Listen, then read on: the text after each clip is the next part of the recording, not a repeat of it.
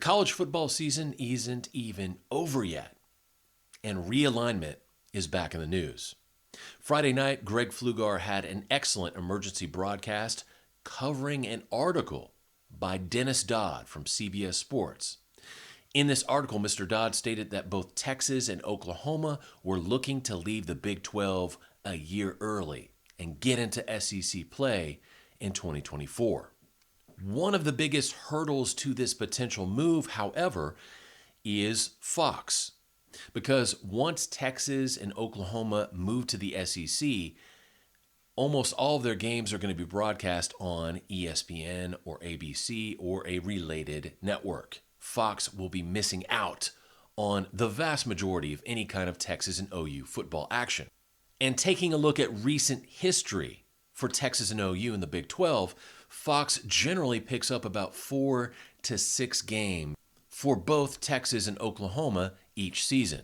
So for example, in 2022, Fox picked up 4 Texas Longhorn games: Bama, West Virginia, K-State, and Kansas. For Oklahoma in 22, Fox picked up 6 of their regular season games: UTEP, Nebraska, KSU, ISU, West Virginia, and Texas Tech. And in 2021, Fox broadcast 4 games apiece from both Texas and OU.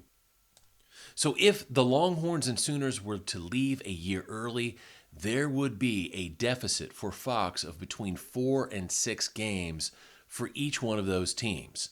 Logically speaking, moving forward, if both those teams are given the green light to get out and go to the SEC in 24, you would expect Fox would want at least 4 to 6 games apiece from both schools in the future at some point.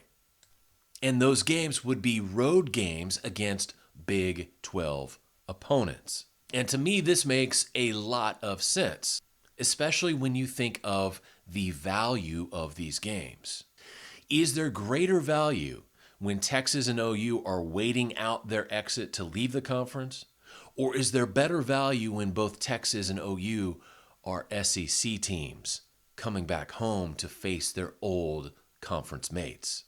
To me, the latter scenario is a much more intriguing matchup. I would love to see an SEC Oklahoma come back into Stillwater for that first year and see what kind of game and reception they get. I would love to see an SEC Texas roll into Texas Tech or Baylor or TCU and see what kind of reception they get. Those games would draw huge numbers. Certainly bigger numbers than if both UT and OU are just kind of waiting out their time as lame ducks in the Big 12. No, that SEC name carries a lot of weight, and that's going to carry extra ratings as well.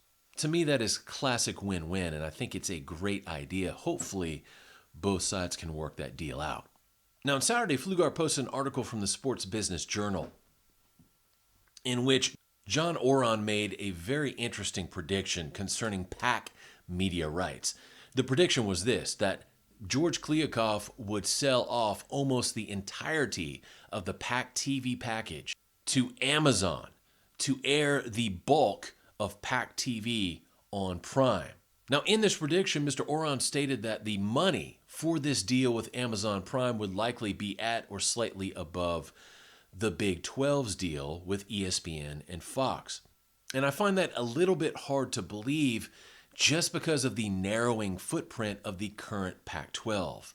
In the new TV deal, you're going to have a Pac-12 without their 2 biggest brand names, USC and UCLA. They will be long gone, and with it, that Southern California market.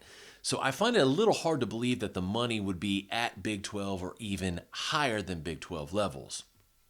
But if the money is close, I would actually say that Kliavkoff and the Pac-12 should take the deal.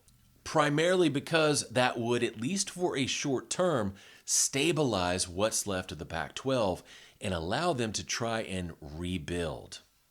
Grandma always said the bird in hand is worth 2 in the bush, and I think this is one of those times where that old adage applies. If you can get money that's close or at where the Big 12 is at right now, if you're the Pac, you take it, and you worry about the rest of the stuff later. And there are legitimate worries in this kind of deal.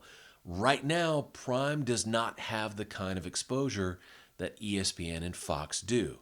Now, in a few years, that likely will change.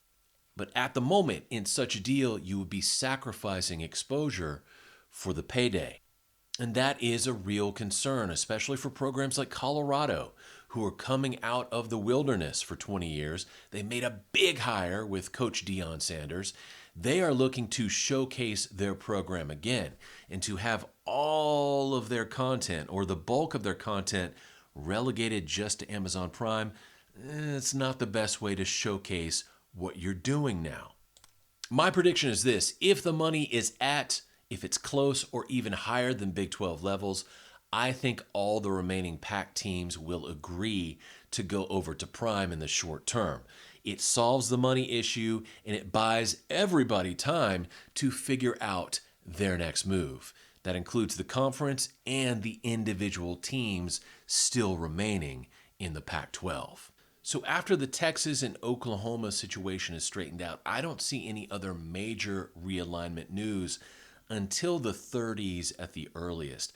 You look at the grant of rights situation, the ACC is locked up till the 36th season. The Big 12 will be locked up to the 31 season. There's really no one else to poach. This was a very interesting weekend for realignment news. Very curious indeed. Hopefully the Texas and OU move to the SEC can happen early. Again, I think that benefits both sides in this equation. When it comes to the Pac, I think they take the deal, if there is such a deal in place with Prime, as long as the money is close, because at least in the short term, it solidifies the conference itself. And stay tuned, because in the next week or so, I will be discussing the Pac-12 in great detail and giving my recommendations for what the league should do in the short, the medium, and the long term in order to guarantee its survival. This is Kevin in Texas, and God bless each and every one of you. Hopefully you're having a great weekend. Stay warm, and I'll talk to you later. Bye.